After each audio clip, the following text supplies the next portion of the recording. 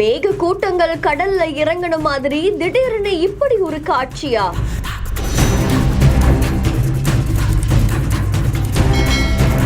அடுத்தடுத்த கடற்கரையில் வெண்ணிற நுரை படர்ந்ததால் ஸ்தம்பித்து போன பொதுமக்கள்.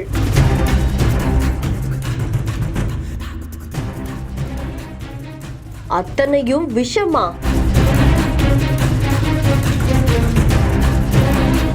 பருவமழை தொடங்கி இருக்க நிலையில சென்னையில இருக்கக்கூடிய அடையாறு ஆற்றங்கரை, சென்னை மெரினா கடற்கரை ஓரங்கள்ல இருக்கக்கூடிய பட்டினப்பாக்கம், நொச்சிக்குப்பம் இந்த மாதிரி கடற்கரைகள்ல திடீர்னு வெண்ணிற நுரை படர்ந்து காணப்பட்டிருக்கு.